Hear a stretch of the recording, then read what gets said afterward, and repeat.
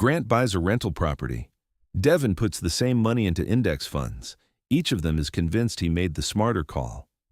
They're both missing something. One never counted his hours and the other never counted what leverage actually does. Run the real numbers across 20 years, and the picture gets uncomfortable fast. Let's set this up fairly. Grant and Devon both have $50,000 saved. Both earn $55,000 a year. Same age, same city, same starting line.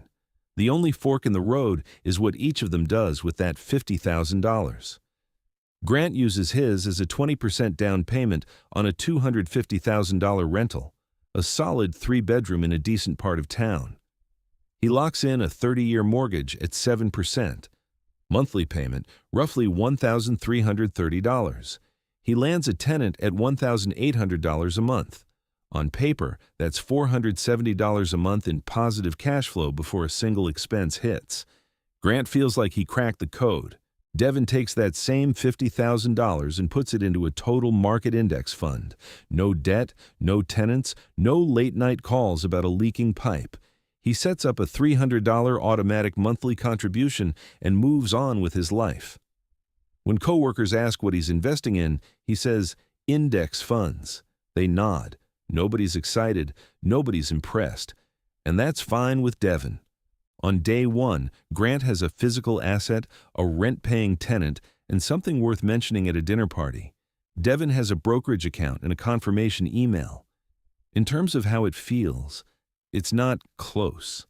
But how something feels and what the math actually says are two completely different conversations.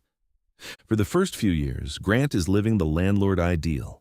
Checks land in his account on the first of the month. He drives past the house on the way to work. He's writing off mortgage interest and depreciation come tax season, saving a couple $1,000s a year. He's paying down a mortgage with someone else's money. He watches nearby homes appreciate and does the mental math while sipping his coffee. Everything about this feels concrete, intelligent, and rewarding. Devon, on the other hand, opens his brokerage app once a quarter, sees a number move slightly in one direction or the other, and closes it again. Year one, his $50,000 becomes roughly $55,000. Year two, maybe $61,000. Nothing about this feels momentous. There's no key in his pocket, no tenant texting about the garbage disposal, no physical thing he can gesture toward. Just digits on a screen and a slowly rising balance. Grant's friends want to hear about his property. Nobody's asking Devon about his allocation strategy. The social dimension alone makes Grant feel like he's lapping the field. Now, let's look at the actual numbers through year three. Grant has collected around $64,800 in gross rent. Mortgage payments total roughly $47,880. That leaves $16,920 in cash flow before anything else gets subtracted. Sounds like a strong start until the full picture comes into focus. Property taxes run about $3,000 annually. Insurance adds $1,500 more. He replaced a water heater for $1,200, patched a failing roof section for $2,800, and absorbed 1 month of vacancy between tenants. $1,800 in lost rent plus $600 to clean and relist the place.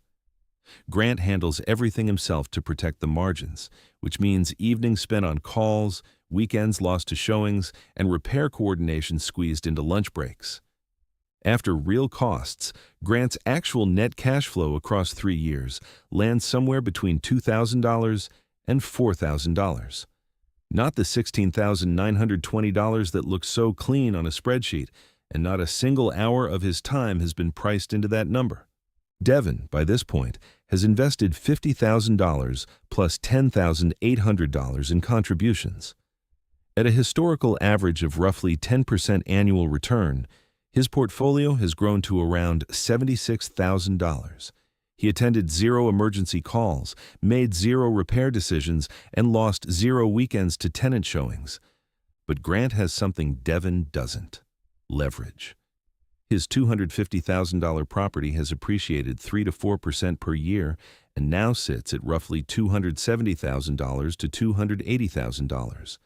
His equity, property value minus remaining mortgage balance, has climbed to somewhere between $55,000 and $65,000. A meaningful chunk of that growth came from controlling a $250,000 asset with only $50,000 of his own capital. That multiplier effect is genuinely powerful, and it's not something index fund investors can easily replicate. The gross rent number is the one that gets shared. It's on the thumbnail. It's at the real estate meetup. It's what the property-owning friend leads with at every social gathering. What gets left out is everything that comes off the top before a landlord actually keeps anything. Vacancy. The average rental sits unoccupied roughly 1 month per year. Not catastrophic, but it's a full mortgage payment with no income attached, and every turnover brings cleaning costs, minor repairs, listing fees, and hours of tenant screening. Maintenance and repairs. The standard budgeting rule is 1 to 2% of property value annually. On a $250,000 home, that's $2,500 to $5,000 every year. Some years it's a minor faucet job. Other years it's an HVAC system that dies in August and can't wait. Capital expenditures, roofs, furnaces, water heaters, they all have lifespans, and they all eventually come due in 5-figure chunks.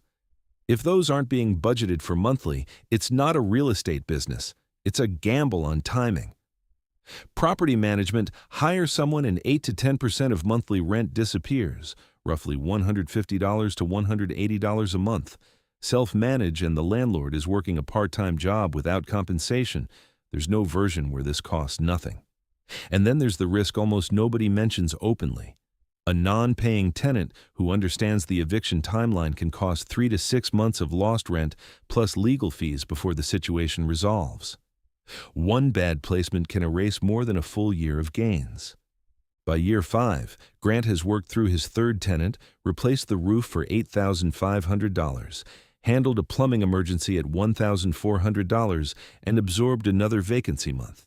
He's raised rent to $1,950, which helps, but taxes and insurance have risen too. His real cash-on-cash return, money he's actually keeping relative to what he invested, is hovering between 3 and 5% after all genuine expenses. Not a disaster, but a long way from the 15 to 20% figure he quoted at the barbecue. Devon is still doing essentially nothing. His portfolio, including ongoing contributions, has grown to somewhere between $135,000 and $150,000 by year 7. No picks, no timing decisions, no action at all, just compounding running its course.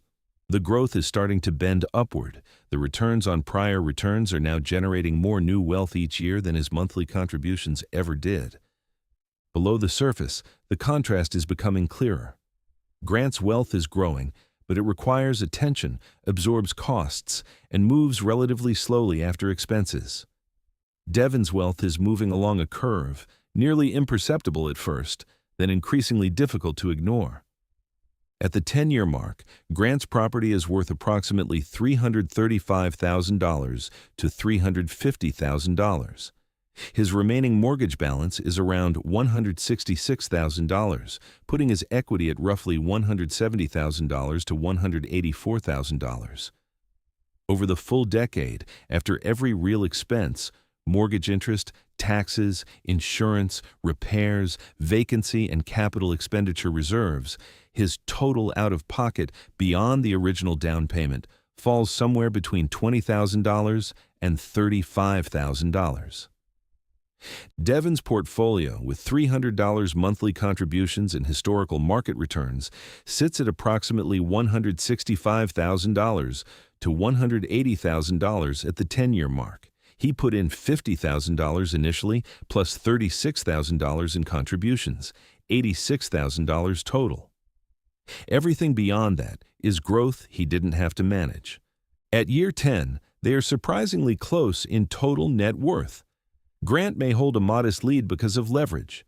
But to generate that lead, Grant took on significant debt, concentrated his entire investment in one asset in one neighborhood, absorbed hundreds of hours of personal time and effort, and carried risks that don't appear in any return calculation. Devon spread his capital across thousands of companies globally, maintained full liquidity, and never spent a weekend dealing with a property issue. Year 20 is where the story completes itself. Grant's property is worth approximately $450,000 to $500,000. His mortgage is nearly or fully paid off. Equity sits somewhere between $400,000 and $500,000. He's collected rent for 2 decades, but after sustained maintenance, periodic renovations, turnover costs, insurance, taxes, and at least one major capital project, his cumulative net cash flow above expenses likely lands between $40,000 and $80,000. More in an appreciating market, less in a flat one. Devon's portfolio, with consistent $300 monthly contributions across 20 years, has grown to approximately $420,000 to $460,000. Total contributions were $122,000. The remaining $300,000 plus is compounding. Money he never earned from labor, never extracted from a tenant, and never argued about with a contractor. At year 20, both men are sitting on roughly $400,000 to $500,000 in net worth. Same destination, completely different journeys. Grant worked his way there. Devon waited his way there. One carried risk concentration, debt, illiquidity, and sustained time commitment. The other absorbed market volatility, but kept full flexibility throughout. And here's the variable that quietly shifts everything. If Devon had increased his monthly contribution by just $200, bringing it to $500, his 20-year portfolio climbs to roughly $550,000 to $600,000. In the index fund world, adding contribution dollars has a compounding multiplier effect. In real estate, adding capital usually means buying another property, taking on another mortgage, and doubling the operational load. But a fair accounting requires acknowledging the genuine weaknesses on the stock market side, too. Volatility is real and severe. The market fell roughly 37% in 2008. In March of 2020, it dropped around 34% in weeks. Watching a $150,000 portfolio shrink to $95,000 is not an abstraction. It's genuinely painful. And the data shows clearly that most retail investors sell near the bottom and buy back near the top, permanently locking in losses. Index funds generate no monthly cash flow.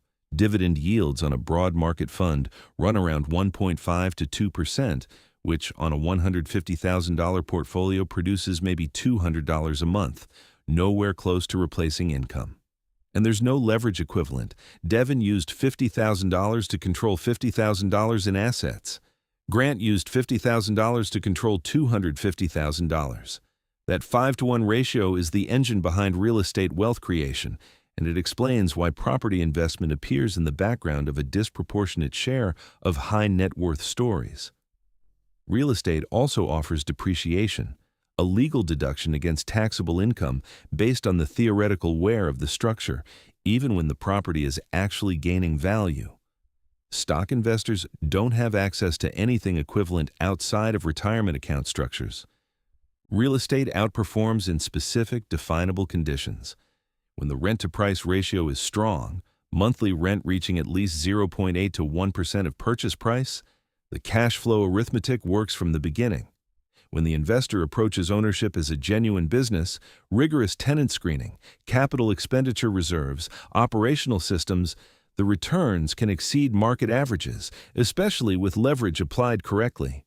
House hacking, where an owner occupies one unit of a multifamily property and rents the others, can reduce personal housing costs to near zero while equity accumulates, a structural advantage stocks simply cannot offer. And 1,031 exchanges, which defer capital gains taxes by rolling proceeds into a replacement property, allow real estate portfolios to compound with a tax efficiency that stock investors can only approximate through retirement accounts. Neither Grant nor Devon made a reckless decision. Real estate is not a flawed investment. Index funds are not a passive miracle.